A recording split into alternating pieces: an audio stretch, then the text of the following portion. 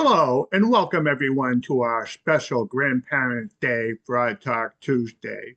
Grandparent Day was September 7th, and this webinar is all about empowering families, especially younger generations, to help protect their parents and grandparents from scams and fraud.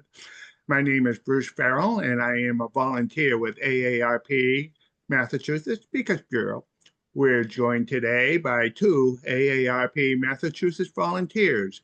Andrea Cordes will share personal insights, and Phil Abraham will provide practical tips using trusted resources from the AARP Fraud Watch Network. As a reminder before we start, we are here the second Tuesday of each month from 12 to 12:30, where we discuss a different scam and how you can protect yourself and your family from becoming a victim. You may have joined us today with questions already in mind. If you already have, please put them in the Q&A at the bottom of the screen, or if questions come up during the presentation, put them into the Q&A. This session is being recorded. You will receive a link to this recording that you can share with family and friends. At the end of the presentation, we will have a page with links to a number of resources, which will also be sent to you. Phil, where would you like to begin? Let's begin with Andrea, who has a powerful story to share about how her mother was targeted by scammers. Andrea, thank you for being here. Absolutely. Can you walk us through what happened to your mother? Sure. So this was a few years ago. My father had recently passed away, maybe about a month before this happened, and he was on the younger side when he passed away. So my mother was still pretty young, but it was a very fresh wound, we'll say. And I was taking her out to do some errands. And one of the errands I had to drop something off, and she stayed in the car. I went into the store, dropped something off, and when I came back out into the car, I found that she was on the phone with her bank. And I said, "Oh, what's going on?" Because it didn't sound like a good conversation that you have with your bank, right? It sounded like a conversation of, "Well, can I get it back?" was the sentence that I heard.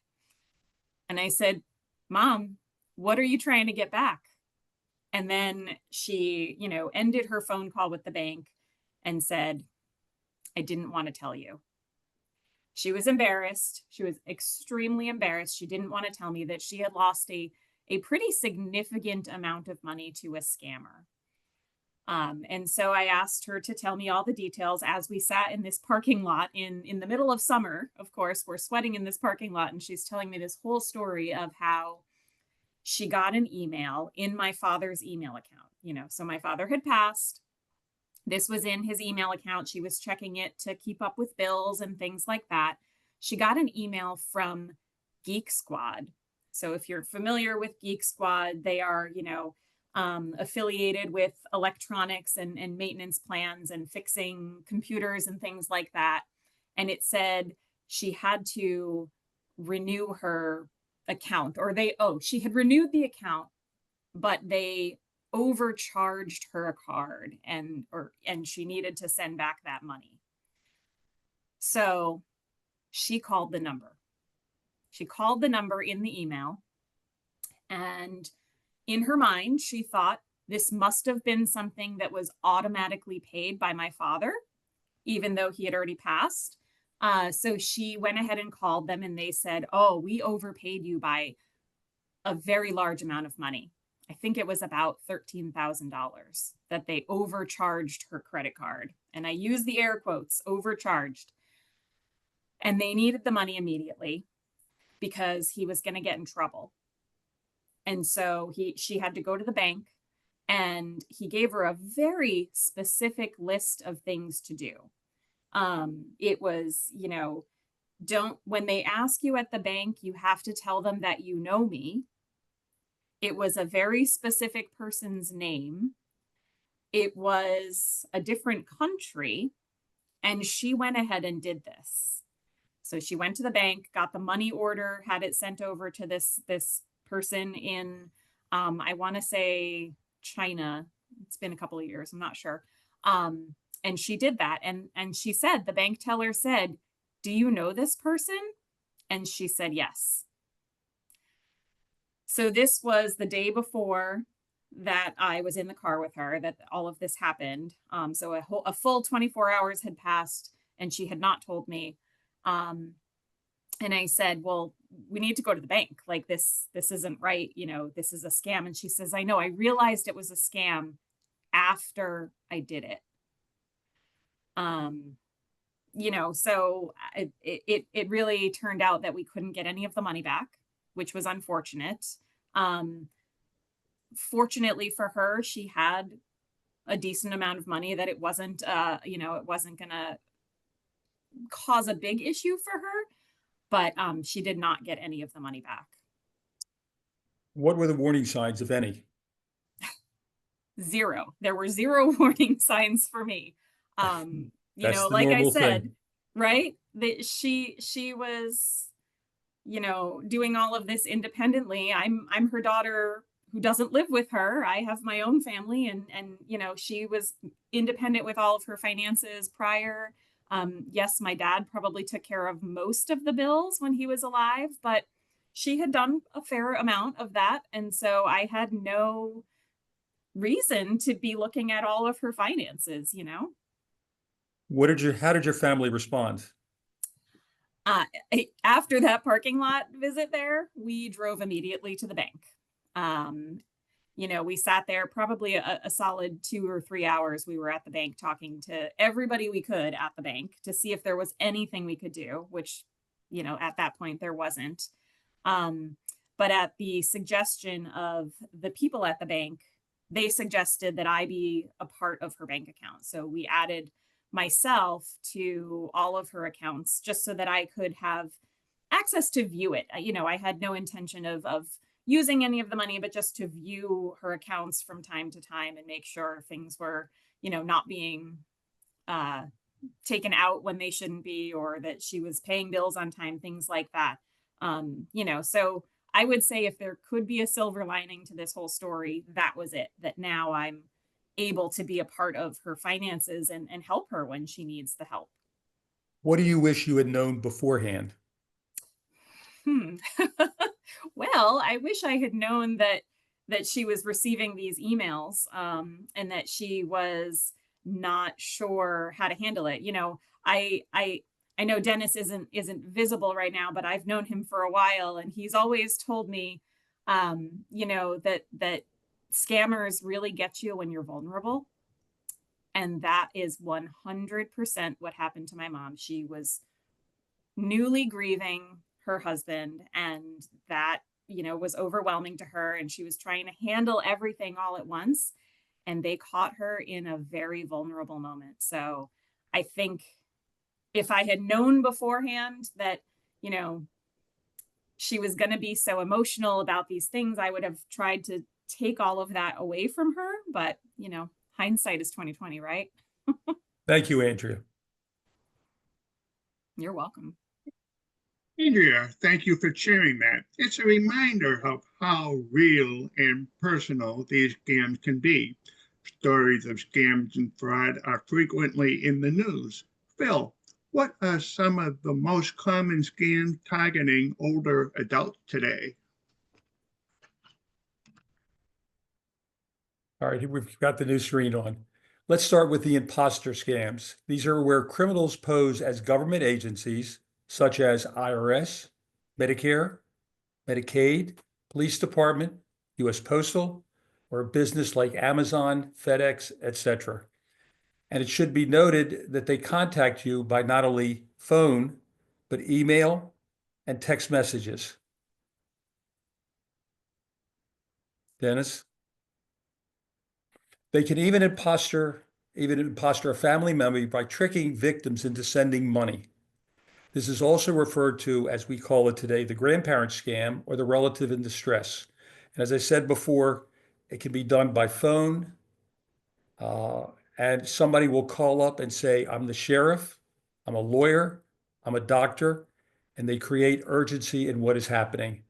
The primary way, which is done many times now, is what's called artificial intelligence, where they can actually mimic the voice of the person who you're related to. And this causes much distress. So they can convince the grandparent or the parent that their child has been involved in an accident, a car crash, drugs were found, and they're being held in a criminal case.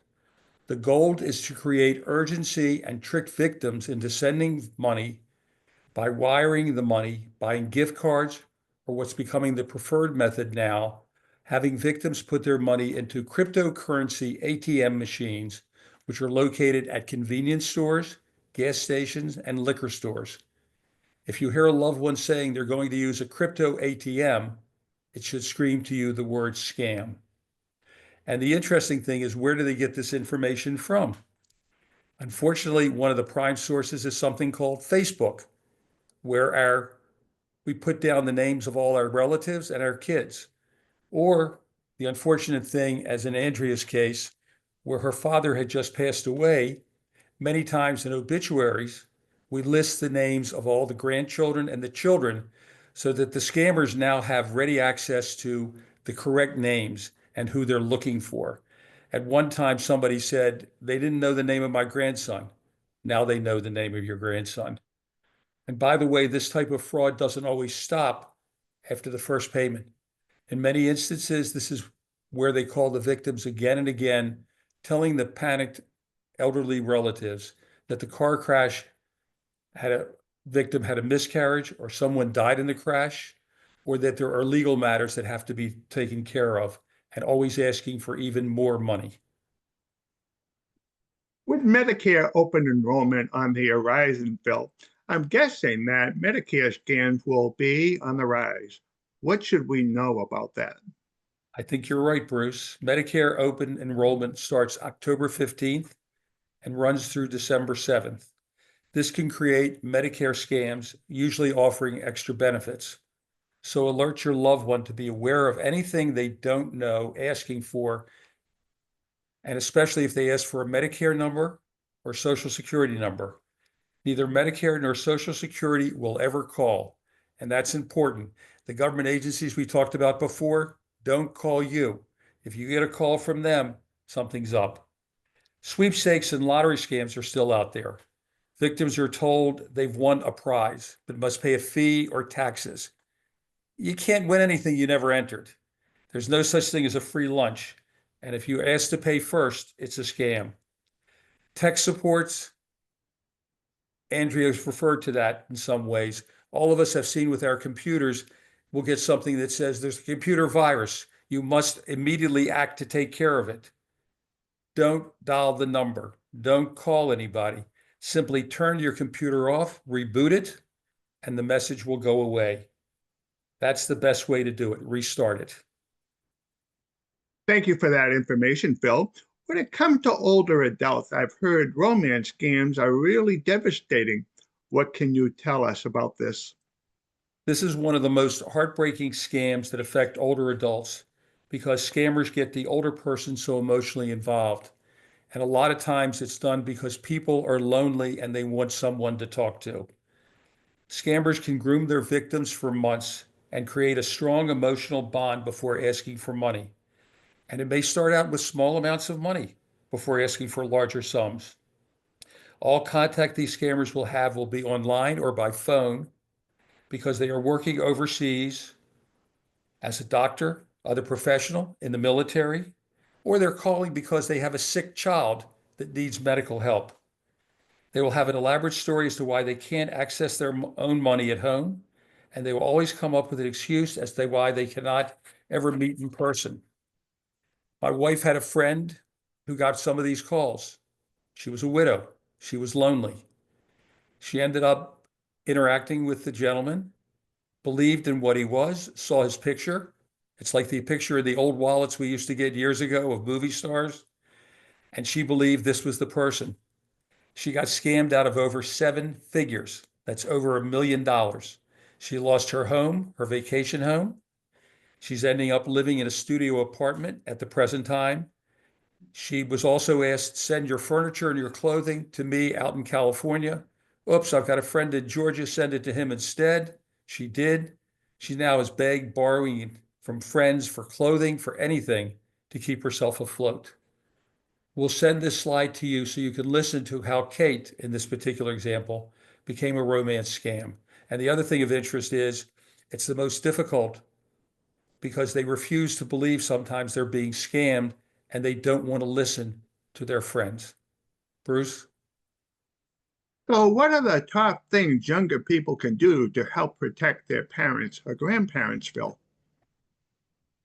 I think what we're talking about is the first line of defense is empowering the family. Having open talks, not only from the grandparents, with the grandparents, but the grandparents also have open talks with the children, because I'm sure some of the people listening today are grandparents, and this goes both ways. You have to have an open conversation. You have to give information out to each other. Discuss what you read when you see scams. Keep communications open. Ask your loved ones to notify you about any unusual calls or messages. Before they answer them, ask them to notify you. And then ask them if they know about what are called fraud alerts or credit freezes. Encourage them to set them up and help them with the process. A credit freeze basically goes to the credit bureaus, there are 3 of them, and freezes your account, and no one can access it at that point in time. And it's cheap, it's easy to do, and no longer costs anything. Teach them that about no gift cards or no crypto rules. Legitimate agencies never demand payment via gift cards. If my electrical company wrote to me one time about a past due bill and wanted money on a Walmart card. It doesn't work that way. They never ask for these things. And the other thing of interest is if you ever have a gift card and you buy one, make sure the number on the back that's covered by silver is actually covered, because scammers will go in, scrape that little silver coating off, get the number, and the moment money is put on that account, they have computer programs to take that money out and withdraw it immediately. So they don't need the card. All they need is the number. For family members, the talk is to set them up with contacts with names so that on your phone it says John Doe and it doesn't say just a phone number. Call the phone company and ask them what services they have for blocking robocalls. There's a service called, and it's listed here, nomorobo.com. And what that does is it stops the call from coming into you if it's not on your contact list. And you then get a call which says so-and-so is calling you, because they have to identify themselves before you speak to them. And I think it's an important thing to remember not to answer phone calls unless you actually know who the person is.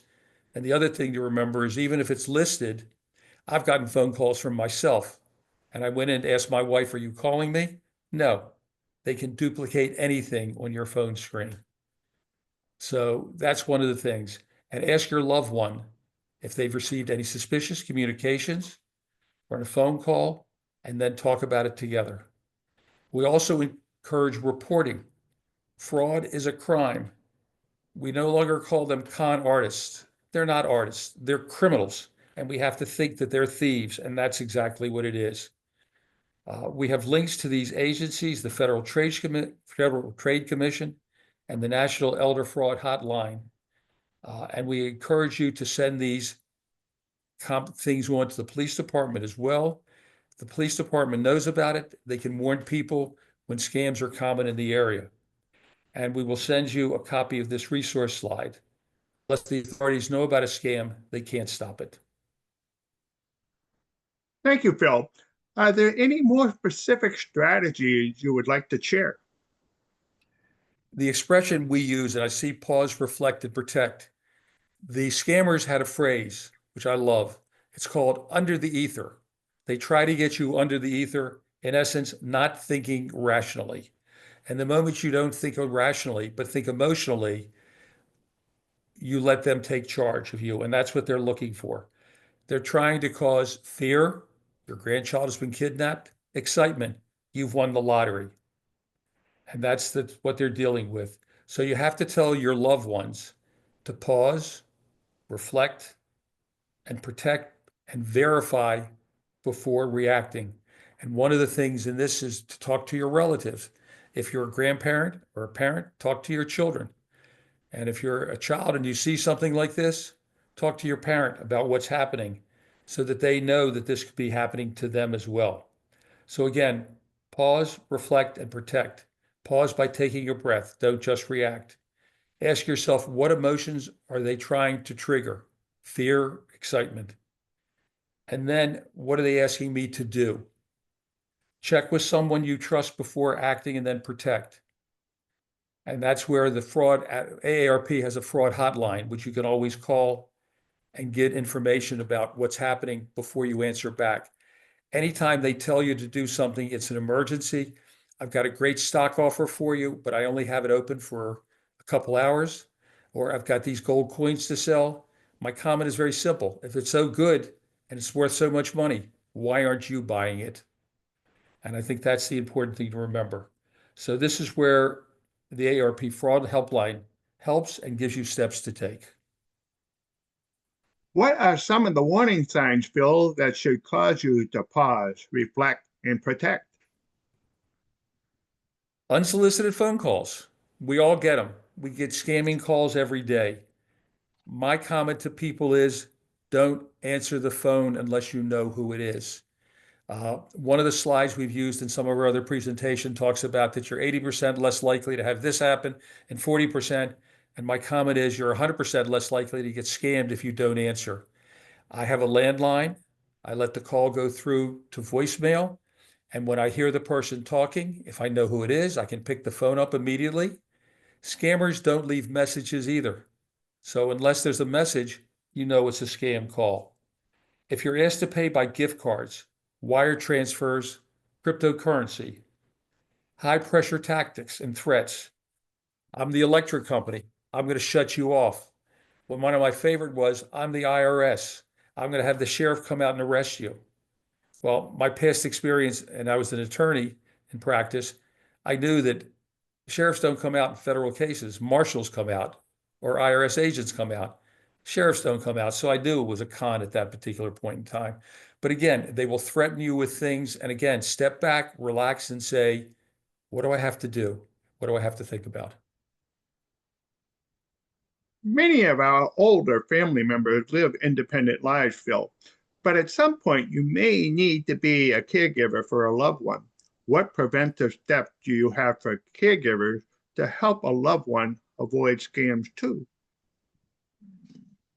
Helping a loved one is a very challenging task.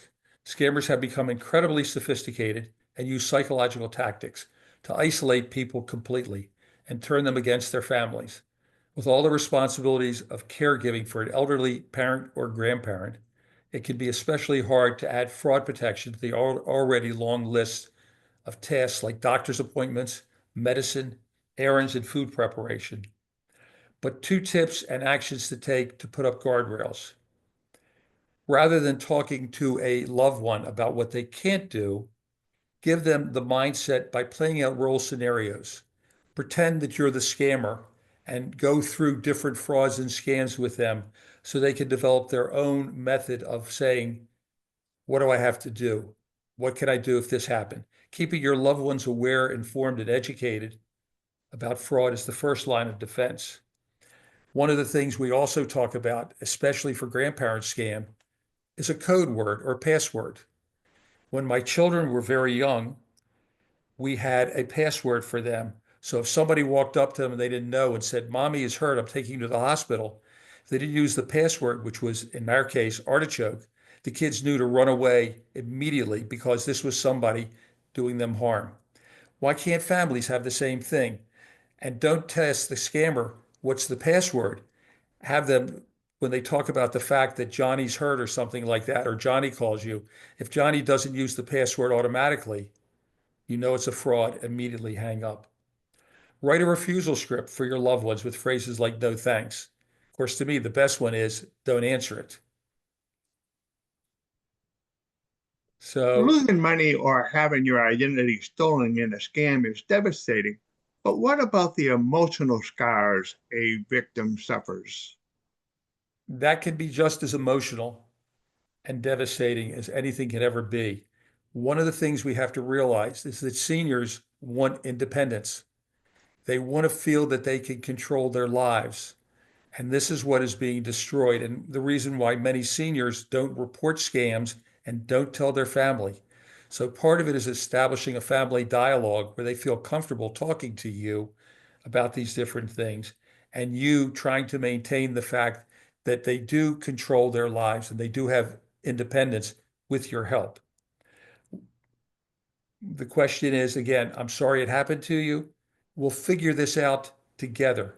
Just be ready to support your loved ones when they realize they are victims. And the thing is, they're victims. Years before, we always talked about a person being robbed. Oh, poor person. A victim was scammed. How dumb are you? No, they're victims as well, and they have to be treated that way. Blaming them is never helpful. Being sympathetic and working with them is what's positive. You mentioned earlier in the reflect and report strategy. Can you tell us some of the resources that are available, in particular, some of the AARP Fraud Watch Network tools that are especially helpful? All right, let's look at the resource page. Here are some resources that AARP has available for everyone. All can be found at aarp.org, and you see the address on the slide itself. Sign up for Watchdog Alerts. It lets you know what scams are out there. Report a scam to the fraud helpline. There are people there who are volunteers who are very helpful in talking to you and working with you to try to make you feel better. We talk about free online peer support groups, which we have to protect victims who are suffering from the emotional trauma of recovering from fraud. And these are important things. Click the details, register for this particular one. On the next slide, we talk about the fact of the perfect podcast scams that we have here. And it shows different scams and different ways people have been scammed. And the last thing we talk about is the 3 credit bureaus, Experian, Equifax, and TransUnion. How to freeze your credit. There are 2 things. There are credit alerts and there are credit freezes. A credit alert simply says, there's something strange going on with your account, but it doesn't stop it. A credit freeze stops anybody from getting into your account, and that's the important thing. That's what we have to do. So click the link, click the details, and register for the session. Thank you, Phil. Andrea, any final thoughts before we wrap up? I would like to just add that I know kind of towards the end, Phil was talking about how family members need to be supportive and, and I feel like that's exactly what I tried to do with my mom. I tried to say, listen, it happened. Let's just go make sure it doesn't happen again and take care of as much as we can take care of, And I think to this day, I was telling the gentleman beforehand that last week was my birthday, and I thought it was kind of funny that I got a birthday check from my mom with my own name on it. But that's how we support each other, right? Mm-hmm. I was going to say the final comment is when we were parents and our kids burned their hands, we try to protect them. And we warn them and everything else. Well, now the child has become the parent and the parent has become the child, and we're doing the same thing. Mm-hmm. So we have to protect each other. We're a family, and that's what we're That's looking right. at. And you expressed it nicely. Thank you. Well, thank you, Phil and Andrea, for this valuable information. Education, information, and awareness is key to staying safe from fraud. And tune in next month on the second Tuesday, which is October 14th, when we will discuss deed and title fraud. It's on the rise in targeting unsuspecting landowners. Criminals are impersonating property owners and filing forged documents with local land records offices, putting homes and land at risk. We'll explore how these scams work, what warning signs to watch for, and how to protect yourself and your community. And remember, if you can spot a scam, you can stop a scam. Thank you for joining us today.